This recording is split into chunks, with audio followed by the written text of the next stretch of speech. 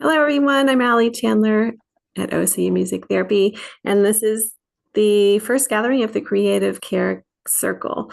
And my first guest is Bridget Pemberton-Smith, who is an art therapist. Bridget, would you like to introduce yourself? Sure. Yeah, my name is Bridget, and I am an art therapist, board certified. And I am also trained as an expressive arts therapist, which means I've had a little bit of training in the other expressive arts like music and drama and dance. But I'm most comfortable in the visual arts. I work with all different types of populations. Mostly right now, I'm working with kids, and then the other end of the spectrum is seniors, a lot of whom have dementia or other types of age-related cognitive issues. So that's sort of what we're going to focus on today. I'm going to give you guys some tools for caregivers or people working in the industry. These are ways to integrate some um, visual arts into the care that you're giving your loved ones. Um, just a little disclaimer, even though I'm a board certified art therapist, I'm not teaching you guys how to do art therapy. I'm just giving you guys some tools to integrate some visual arts into what you're doing. If you're ever looking for an art therapist to do more in-depth art therapy with either your loved ones or the people you work with, I'm happy to talk to you about that. That's something I can do. I know other art therapists who do that work. And it's similar to what I'm talking about today, but these tools today are more something that you guys can just grab today and run with it. So I have a short PowerPoint I'm going to share with you, mostly because as a visual artist, I'm all about um, visual stuff. So I'll share that, but I'm definitely going to leave most of the time for you guys to ask questions, or if you want me to go into depth on any of the things I've shared, I can do that as well.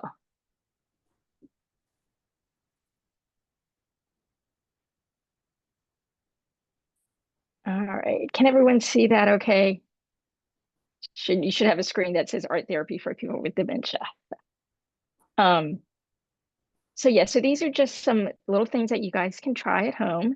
The first thing I wanted to share about is what I call Matisse inspired art. A lot of people are familiar with the artist Matisse. He did a lot of beautiful, very expressive paintings. He was sort of just after the Impressionists. He was called an expressionist.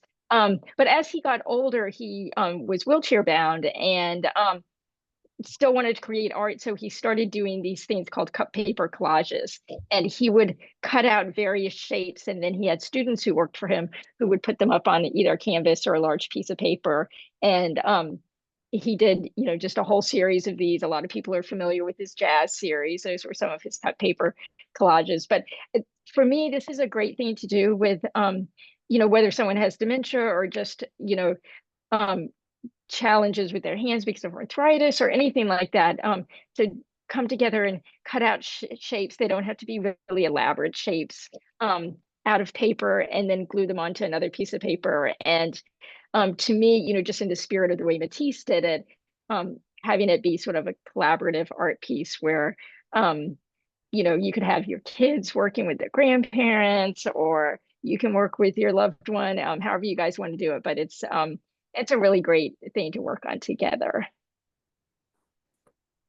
Another thing that I love doing with folks with dementia, mostly because, as you all know, oftentimes the long-term memory um, is sort of intact in some way, so that you can recall, memories from the past. It's a short-term memory that really, is lacking. And so looking at old photographs can just be really comforting. It gives them something to talk about. So you can certainly do collage, do scrapbooks, which a lot of people do, but it's fun to also just take it another direction and do a collage using pictures, old family pictures that maybe you've trimmed up, and then, added other things too. So this is actually my son. He's adopted from Guatemala, and in the background of the collage is one of the famous volcanoes in Guatemala. So it sort of, harks back to a lot of different things that we experienced in his life. And so it's just one way to share, more than just a photograph.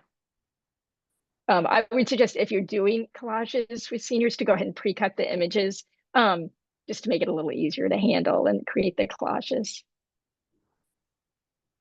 Another thing I love to do is to make sun catchers using tissue paper. When you do that and you hang the tissue paper collages in the windows, the light comes through and it gives sort of a stained glass effect. So this one here, it's a little pumpkin. I just did it last week with a client, and it's just a kit from Michaels. There's a lot of great kits at Michaels. So, if you're feeling a little intimidated about bringing in visual arts, Michaels makes it super easy. They, walk you through the steps. If you're feeling a little more adventurous, I like to do this same sort of project using either clear contact paper, which you can stick the tissue paper scraps onto to create your own image, your own sort of stained glass window. Or you can also, if you have a laminator available to you, have pieces of tissue paper layered on the lamination paper and then send it through the laminator, and then you can punch a little hole in the top and hang it up in the window. So there's a lot of different ways to sort of get the same effect, but they're really quite beautiful. This is another thing. So there's some art therapists who would be like, wait, this isn't art therapy. So this is sort of art as therapy. And these are these books that you can get from a company called Brain Games. And they basically, the way they come is you get an outline of an image. So this was like an outline of birds, and then you get a whole series of stickers, and the stickers are numbered, and there's numbered spaces on the outline of the birds. So the person doing it has to sort of match them up. It's a little bit like paint by number, but using stickers sort of exercises those cognitive muscles. So I would say this is good for someone who's sort of in the early phases of dementia. As the disease progresses, this would probably get pretty frustrating. But for someone who's still able to, do some tasks and wants to, be able to create something beautiful, but also, exercise those cognitive muscles, this is sort of a fun way to create something really beautiful. And there's also, this is birds, but they've got all sorts of different themes. They've got flowers and nature scenes and wild animals and puppies and cats. So a little something for everyone. And then along that same lines are coloring pages, and also you can get window clings that are like coloring pages. Again, I like the window clings. They're sort of like the stained glass window, their stained glass project I was showing before with the tissue paper collages. It's fun to create something that you can hang up, and it's useful. These window clings actually are really useful if people have birds flying around their yards, because it sort of alerts birds that it's a window and not to fly into it. But they're also quite lovely, just the way the sunlight comes through them. But you can get all sorts of different, coloring pages, and they've done, research, and just there's something very meditative and mindful about doing these coloring pages that helps people relax.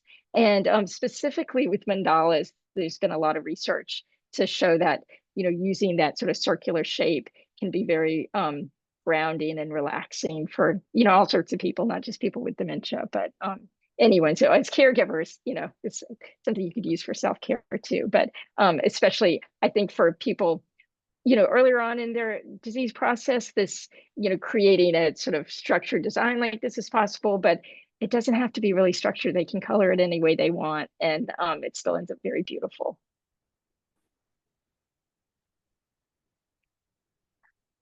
So this is a little project that I just stumbled on. I was trying to come up with sort of a fun staycation theme for a group I was doing at a nursing home. And so I came up with this idea of punching out flowers out of paper. I've got these, I don't think you guys can probably see my square. I've got these little punchers that I've gotten from Michaels that are shaped like flowers, and you can punch out flowers out of paper. And then I sort of bent the edges a little bit to give them a little more 3D effect, and alternated them with pasta. The pasta that I used in this image is actually, I think it's red lentil pasta, so it's got a little bit of a color. Sometimes you can find that, but you could just use regular traditional pasta too, anything that has a hole in it. So that works. And it's, I was thinking at first that this might feel too juvenile. I mean, we make stuff with pasta when we're kids, but every time I've done this project, people love it. They get a kick out of it. It's bright and colorful.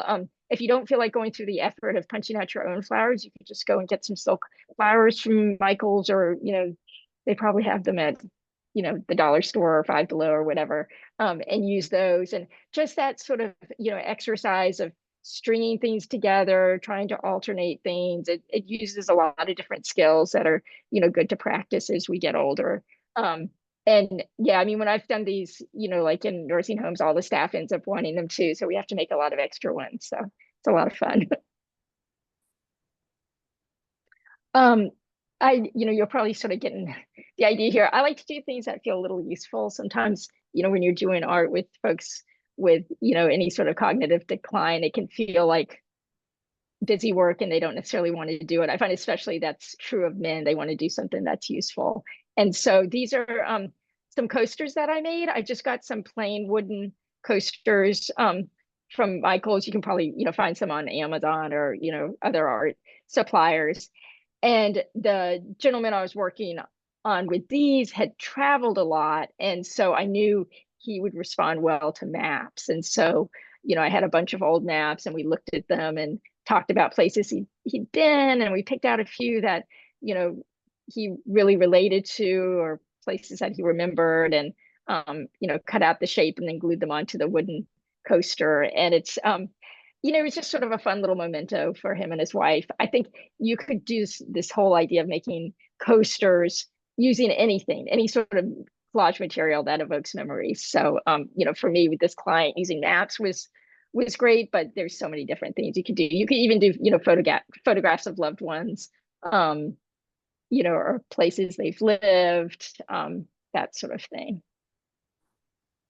And then the last slide I have for you, I saw this advertised online, and I think, as caregivers, we spend so much time taking care of other people. It's hard to find time to take care of ourselves. But this was a little wellness offering that I saw. It's taking place at Margaret Lane Gallery over in Hillsborough, and it's specifically for caregivers of folks with dementia. Just a chance for you to do some self-care and make some art for yourself and connect with other people. I think it's easy when you're caring for someone with dementia to feel like you're in it by yourself. And I've gone through it with my mom. It can be exhausting. It's hard to know, things change from day to day. It's hard to know what to expect. And just to being able to take a little bit of time to yourself and do some of your own artwork and connect with other people going through the same thing is really beneficial.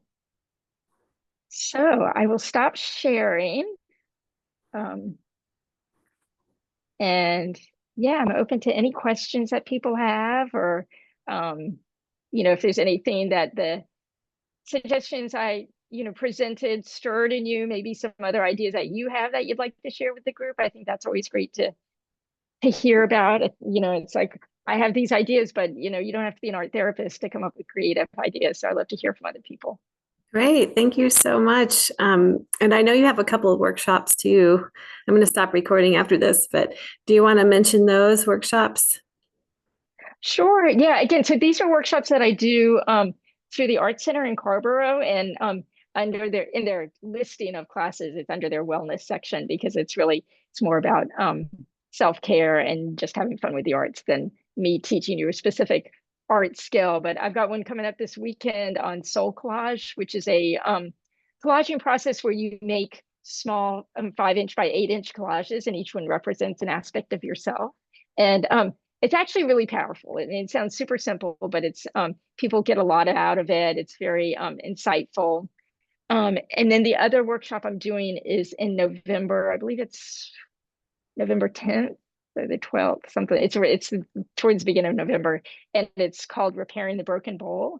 And it's based on the Japanese art of kintsugi, which is a special way of repairing pottery, where instead of trying to hide the cracks or the breakage, you celebrate them by lining it with gold.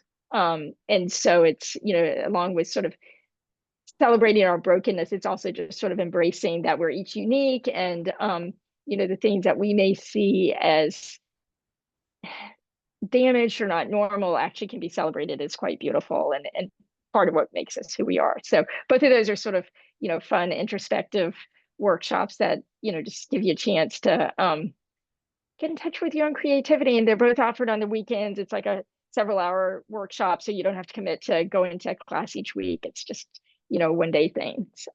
Great. And you can find those on your website, bridgesarttherapy.com. Yeah. Great. Thanks so much.